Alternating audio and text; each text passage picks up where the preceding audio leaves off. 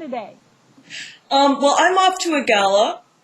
You know, I have a really busy social life here, I know you do. And this is Botanical Gardens Gala, which is kind of low key. It's not as dressy as other ones. Yeah. Little earthy, grassroots, whatever silly pun you want to use. Right. Anyway, so I'm going to have a glass of champagne. Of course. Of course. And I have a nice champagne here. I don't know how to say it. I'll mangle it. Pierre Guimonet and Fils. This is one of the lesser-known French champagnes. Okay. With champagne, everybody thinks, Veuve Clicquot, Dom Perignon, Moët and Chandon, Perrier-Jouet, and they don't know all these other great champagne houses, that some of which are less expensive and better than a lot of the big names. Absolutely. Champagne's a big status thing. So, and I actually have a real champagne flute. And you know why you're supposed to use these, right? Oh, do tell. It's because of the bubbles. You want the right bubble movement, and you're only going to get it with this kind of glass. Oh, okay. I'm sure our GardenRant audience knows this, or some of them. Yeah, right. So now I'm going to, bump up my little celebratory glass of champagne. I have these. Wood. Yes. I have these very interesting garnishes that Marianne Newcomer, Idaho gardener, or Gardens of the Wild West, told me about. Wow. These are hibiscus flowers. They're in syrup, and they're edible. Fancy. Yes. And they're kind of weird and kind of goofy looking. Can you see it? And really messy. Like weird little botanical pod creatures. I'm going to try to move it closer. Yeah. So you can see, yeah. And I have a napkin here because they just drip. Yeah. And so it's my weird little hibiscus flower, and you just drop it into the glass. Into the champagne. Oh, isn't that beautiful? What do they taste like? I ate one the other day. And here, little close-up view. They taste fine. It says raspberry and rhubarb, and it's true, but I don't know how much of that's a syrup. But the texture is weird because you're eating a flower. It's always weird to eat flour. Right. Okay, well, so I have a champagne thing to share. Oh, great. And my champagne thing is I've been doing infused vodka. Nice. This is raspberries, because I've got raspberries on my raspberry bush right now. So this is literally just walk out to the raspberry bush, fill a jar with raspberries, pour vodka in it, and let it steep for 2 or 3 days, and then strain it out. And you end up with this. Beautiful. Really kind of lovely all by itself. I mean, they tell you with infused vodka that you're supposed to add sugar or simple syrup, but, I mean, look, right out of the jar. Excellent. Raspberry vodka. But here's what I have found, is that you put a little of this in a champagne glass. Beautiful. And you fill it up the rest of the way with any kind of cheap, terrible champagne. It can be bad champagne. And there's something about vodka. It's so dry, right? It just dries it out and makes it taste like good champagne that's got some raspberry in it. I love to do that with inexpensive champagne, too. That looks beautiful. Yes. Well, I know you can hear my chickens in the background. This is I know, they're so cute. Well, cheers. Cheers. So, do you remember a few weeks ago I made fun of the Black & Decker Easy Bloom computer sensor thing that you stick in the ground and then plug into your computer to find out if your plants need watering?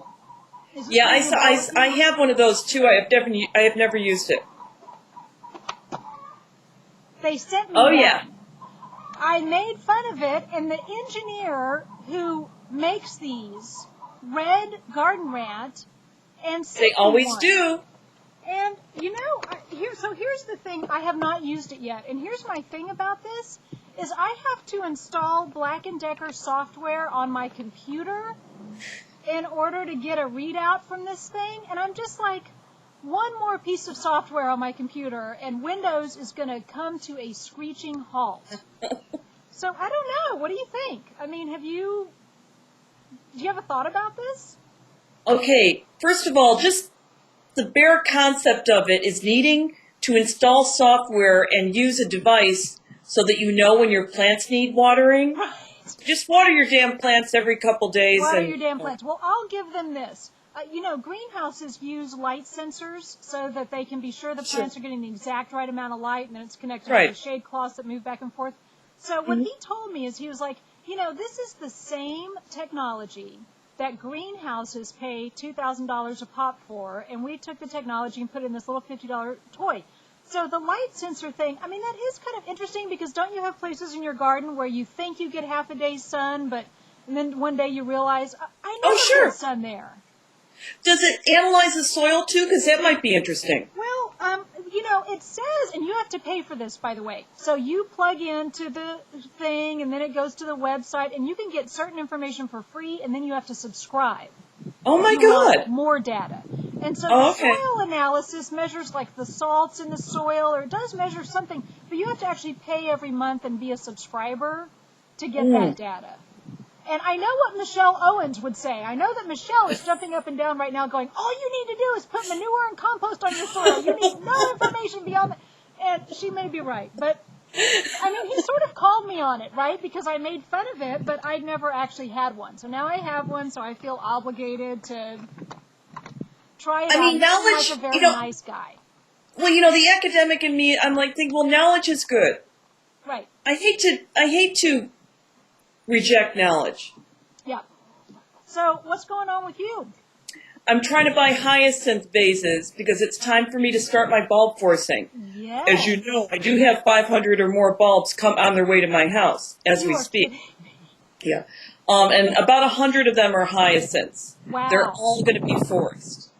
Wow. And some will be forced in these special forcing vases. I love those vases.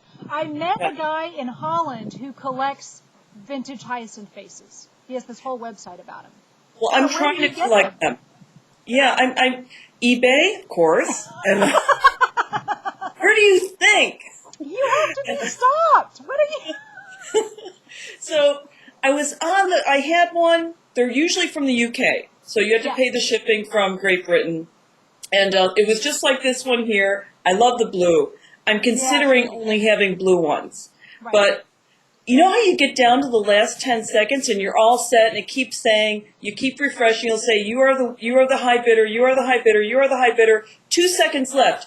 You have been outbid. That's it. Night. You have no chance. You're done. Yeah. Totally screwed. What you should do in any auction, what I do is I just put down the most I'm willing to spend. And if I get it, I get it. And if you don't, you don't. And that's what you ought to do. And I have gotten a lot, there'll be more. Mm-hmm. But whoever that is. Exactly how many hyacinth vases have you purchased on eBay?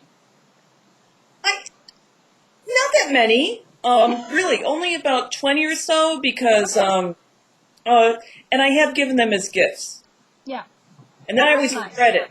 Why did I give that away?